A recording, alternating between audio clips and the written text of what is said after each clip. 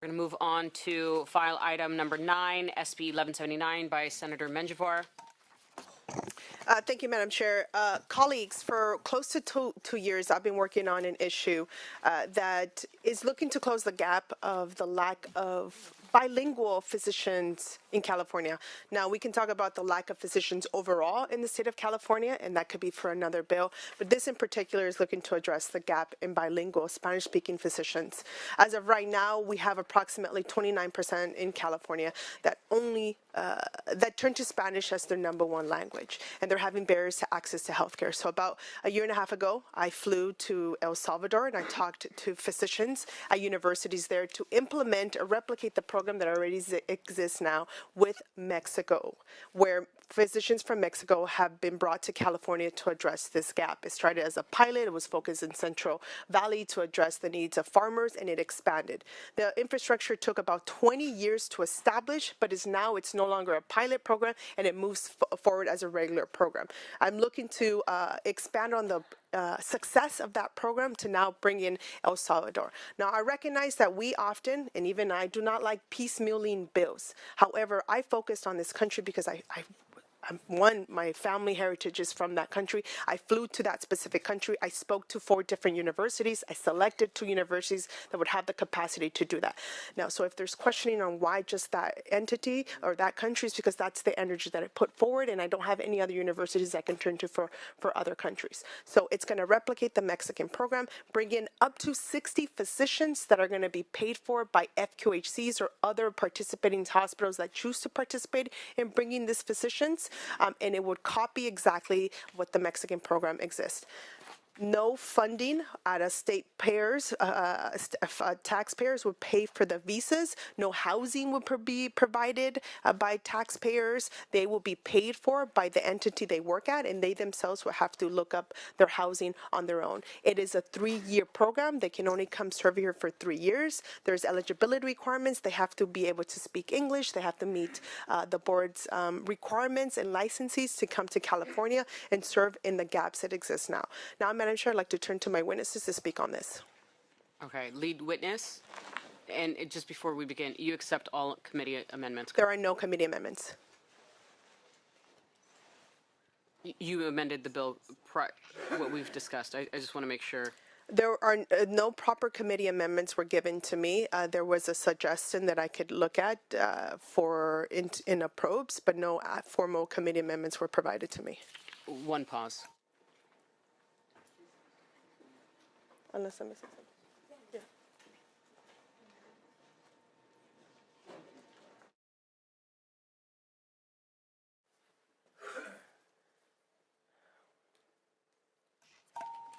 Okay, I believe the bill then has been amended. Yes, I did amend the bill. Yes. Okay, to copy. Yes, everything from the Mexican. Yes. Yes. So I just want to make sure. Yes. All right. This bill will be a do-pass bill, but to the lead witness, again, 2 minutes in support. Thank you. Thank you. Thank you. Good morning, Madam Chair and members. My name is Carlos Baquerano.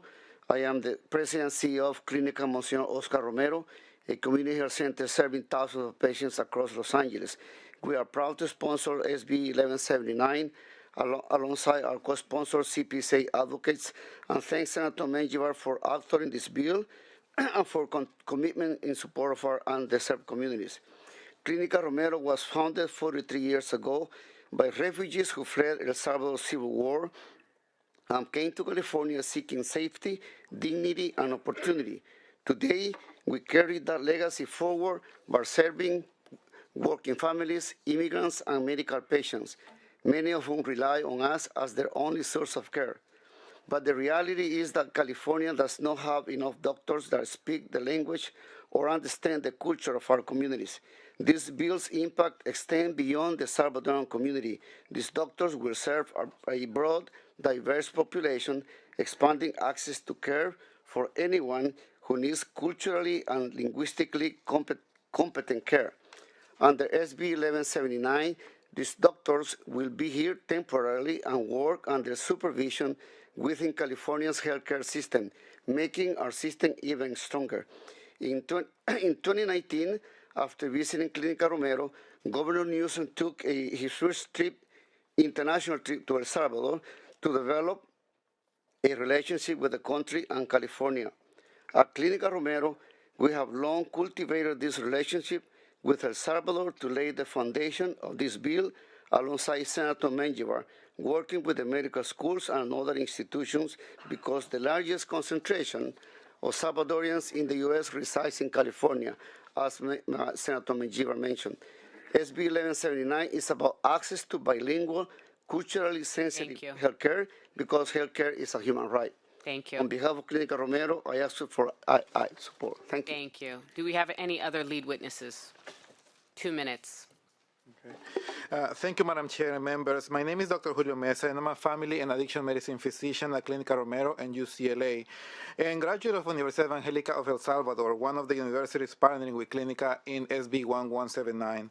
At UCLA, I had the opportunity to meet a Spanish-speaking patient from Mexico who needed a liver transplant due to alcohol usage. I assessed him with the information at hand and recommended a liver transplant. Due to complications from his liver failure, and he was also on dialysis and needed a kidney transplant due to that. Because of all these complications, he became depressed and continued struggling with addiction and depression. As my patient, I walked him through his diagnosis and had a difficult conversation about how our culture sees mental health and the stigma around addiction and depression. A conversation that could only happen because I spoke his language and we share similar backgrounds. After meeting with me, he agreed to start treatment for his depression. Today, the patient is sober, had a double transplant for kidney and liver, and both of them are completely functional. His life was transformed because he could speak about his addiction, health, and family in a language that has welcoming to him. But between El Salvador and California, there were 7 years when I was a doctor that couldn't see any patients. 7 years when people in my community went without a conversation like this one. Not because I lacked of training. Universidad Evangelica put me through 8 years of study and residency, with emphasis on physical examination and using scarce resources mindfully. Today, I work with doctors of schools I always admired, and my training at the Universidad Evangelica prepared me to stand beside them. Despite our different backgrounds, we are united by one goal: earning our patients' trust and improving their care. SB 1179 brings trusted, culturally competent doctors to the patients who need us now. So I urge you, vote. Thank you. Lead opposition witnesses.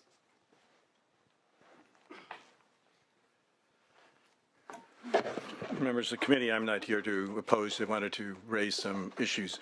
I wrote the initial bill for Doctors from Mexico pilot. I wrote the extension, which this committee has passed, AB 2860. We want to compliment the sponsors for amending the bill to have it be in line as much as possible with the Doctors from Mexico bill. There are some changes that we would strongly recommend. We'd like to work with the author's office to bring those things about. We believe that a program with El Salvador is very, very appropriate. But we do have some concerns with the numbers in this pilot. Our pilot had a total of 30. It wasn't that we developed the infrastructure, it was that the UC medical schools did not want to help in the implementation of this program. So there are several very technical points that we think would improve the bill, make it much more in line with how we've done it. And don't forget, we have a 3-year evaluation of this program. Your committee analysis was excellent in pointing out all of the things in the history and the journey that our bill bringing doctors from Mexico have had to go through. So I think it's very, very important that we stay as much in line together. But we would very much like and look forward to working with the author's office to have it be as close to similar, because we're not talking about significant differences here. The big difference is the cultural issues. The language, we would want to make changes. It's almost 2 minutes. We would like to make some changes on the scores, on the 85, on the TOEFL, just very technical language changes, which we think will simply make the program even better than how it's written now. Thank you very much. Thank you. Any other opposition witnesses? All right, moving on to Me Too's, both in support and opposition. State your name, your organization, and whether you support or oppose, and we're going to make this fast. Good afternoon, Madam Chair and committee members. My name is Martha Zaragoza-Diaz, and I'm representing the National Hispanic Health Foundation, and we are in strong support of the bill. Dennis Cuevas Romero with the California Primary Care Association Advocates, co-sponsors, in strong support. Thank you. Johnny Pineda with the Latino Coalition for Healthy California and Asociación de Migrantes Guatemaltecos Los Angeles in support. Thank you. Tiffany Whiten with SEIU California in support. Thank you. Good afternoon. Bella Gonzalez with Ultimed Health Services in strong support. Thank you. Kevin Guzman with the California Medical Association. Just wanted to share that we're still reviewing the amendments and appreciate the work from the author, the committee, and everyone involved. And we'll get back to you guys as soon as we can. But appreciate it. Thank you. Thank you. Committee members. Thank you. Senator Strickland moves the bill. I want to also highlight that for the folks that were speaking, this is obviously a work in progress. The senator has committed to making and kind of mirroring the Mexico program.